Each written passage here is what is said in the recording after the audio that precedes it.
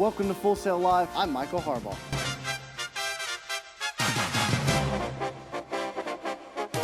So now on to the All-Star game itself. And the teams are set. We have Team LeBron versus Team Durant. LeBron James is undefeated as a team captain in the All-Star game. Now it gets pretty cold in Kansas City, sometimes a little snowy. That's why Patrick Mahomes is going to bring out the shovel for the shovel pass to Travis Kelce.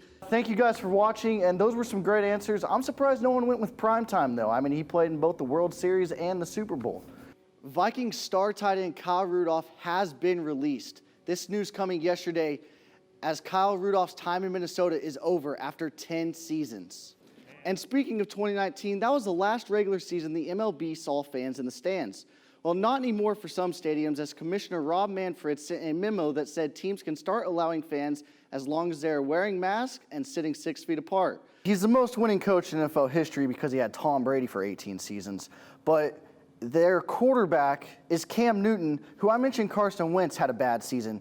Cam Newton had the worst season out of any quarterback, throwing 8 touchdowns. And he had 3 interceptions in one game, not once, but twice. Not seeing anybody to pass to here. He's just dancing. 7 seconds, 6, 5. He's going to take it himself, and he's going to pull up, and he's going to miss the layup. And Arkansas survives Texas Tech's upset opportunity. Now we're going from baskets to bases as we have some MLB news, and Jarrod Dyson is heading to Kansas City after signing a 1-year deal with the Royals. Dyson helped the Royals win the World Series back in 2015, and now after 5 seasons, he is heading back. Jarrod Dyson was drafted by the Royals in the 50th round of the 2006 MLB draft. Dyson has a career batting average at .240 and has 370 career runs, including the run in the 12th inning of the World Series that would clinch the win for the Royals back in 2015. Now, very rarely does a 15 seed make it to the round of 32 in March Madness, but for the second time ever, a 15 seed is in the Sweet 16.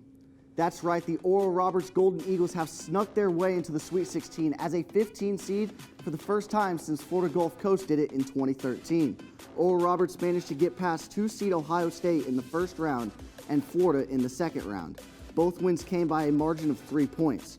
Now, the Denver Broncos have found their new general manager. It was confirmed on Wednesday that the longtime Vikings assistant general manager, George Paton, has signed a 6-year deal with the Broncos.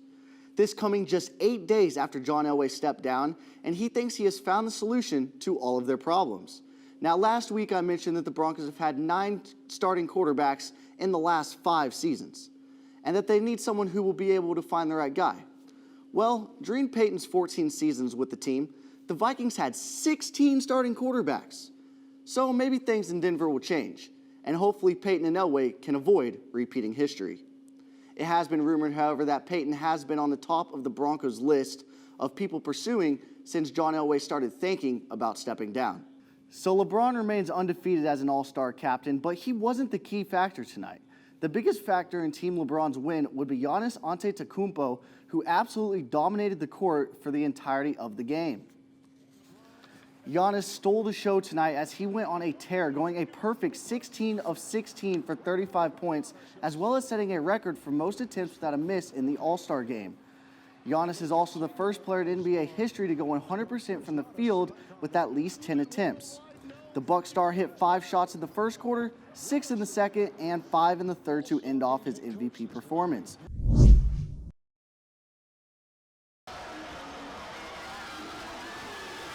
Homecoming night, 45,000 fans screaming and cheering, and freshman quarterback for the UCF Knights, Dillon Gabriel, had the best game of his 7-game career. I think the team played well. I think everyone came out first half firing with that killer instinct. That killer instinct Dillon mentioned helped him total 274 yards and 2 touchdowns in the first half alone. Still, though, he wasn't satisfied with the team's second half play. I mean, obviously, third quarter didn't go as planned. Didn't play with that killer instinct on my part.